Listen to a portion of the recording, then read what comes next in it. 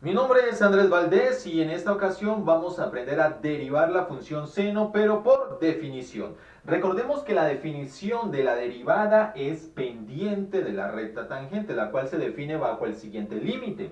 Límite cuando h tiende a 0 de f de x más h menos f de x sobre h. En algunos libros o algunos profesores utilizan delta de x. H o delta de x hace referencia a la misma variable, es la misma situación.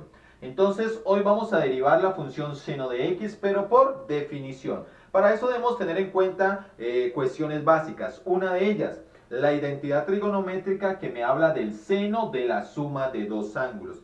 Recordemos que si tengo el seno de a más b, esto es igual al seno de A por el coseno de B más el seno de B por el coseno de A. Es decir, el seno del primer ángulo por el coseno del segundo más el seno del segundo por el coseno del primero.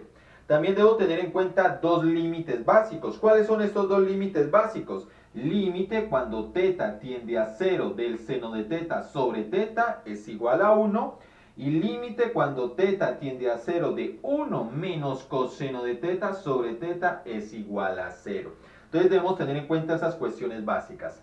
Ahora sí, pasemos a resolver nuestro ejercicio. Nos están pidiendo que tomemos la función f de x, que es igual a seno de x, y la derivemos por definición. Ya tenemos f de x. Ahora definamos f de x más h, el cual sería seno de, y la x la cambio por x más h. Ya tengo f de x, ya tengo f de x más h. Ahora, ¿qué hago? Procedo a desarrollar el límite.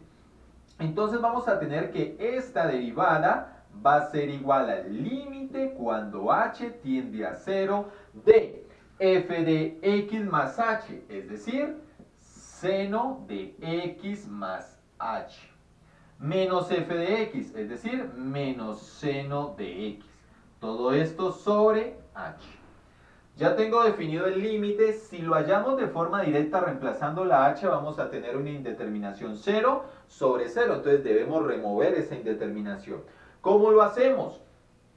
Procediendo de la siguiente manera, en las límite cuando h tiende a 0 de. Aquí tengo el seno de una suma, entonces aplico la identidad trigonométrica que me habla del seno de una suma de dos ángulos. Entonces esto sería igual a el seno del primero, que es x, por el coseno del segundo, que es h, más el seno del segundo, que es h, por el coseno del primero, que es x, menos el seno de x. Todo esto sobre h. Ahora, límite cuando h tiende a 0 de. ¿Qué podemos hacer en este caso? Factorizar. Voy a tomar este término de aquí y voy a tomar este término de acá. El seno de x menos coseno de h y menos seno de x. Y los voy a factorizar con factor común. El factor común lo voy a tomar menos seno de x, con todo y signo. Menos seno de x. Factor de menos seno de x dividido entre menos seno de x. Menos dividido entre menos más y seno de x dividido entre seno de x 1. Una cantidad dividido entre ella misma me da 1. Ahora tomo este término. Más dividido entre menos, menos. Seno de x coseno de h dividido entre seno de x. Simplifico el seno de x que lo tomé como factor común y me queda coseno de h. Cierro el paréntesis y este término, si lo dejo aparte, me daría más el seno de h por coseno de x. Y todo esto sobre h. Ahora, ¿qué podemos hacer?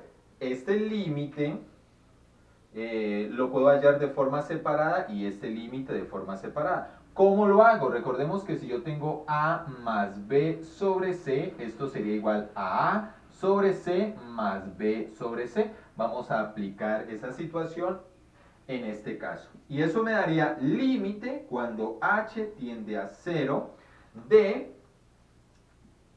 corchete, porque voy a separar los dos términos, entonces me daría menos seno de x factor de 1 menos coseno de h, todo esto sobre h, más el seno de h por el coseno de x Todo esto sobre h. Ahí tendría separados los dos términos, teniendo en cuenta el denominador. Ahora tengo el límite de estos dos términos, entonces puedo hallar el límite de este término por separado y el límite de este término por separado, de la siguiente manera. Tendríamos límite cuando h tiende a 0 de menos seno de x por 1 menos coseno de h, esto sobre h, más límite cuando h tiende a 0 del seno de h por el coseno de x, todo esto sobre h. Ahora, este menos seno de x está en función de x y el límite está en función de h. Es decir, que ese seno de x para el límite es una constante porque no están bajo la misma variable. El límite, la variable es h y seno de y el seno está en función de x. Entonces el límite va a ver este menos seno de x como una constante, entonces lo puedo sacar del límite a multiplicar. Entonces me haría menos seno de x por el límite cuando h tiende a 0 de 1 menos coseno de h sobre h. Más, lo mismo sucede acá. Coseno de x está en función de x y el límite está en función de h, por lo tanto este coseno para el límite es una constante, entonces lo puedo sacar a multiplicar. Coseno de x por el límite cuando h tiende a 0 del seno de h sobre h. Y ya podríamos hallar el límite, recordemos, límite cuando h tiende a 0, entonces esto sería igual a menos seno de x. Límite cuando h tiende a 0 de 1 menos coseno de h. Este es el segundo límite que teníamos como referencia. Eso me da 0. Más coseno de x. Límite cuando h tiende a 0 de seno de h sobre h. Ese es el primer límite que teníamos como referencia. Eso es igual a 1. En este caso, menos seno de x por 0, este término se anula y me quedaría coseno de x por 1, que me da coseno de x. Por lo tanto, la derivada de la función seno es coseno de x.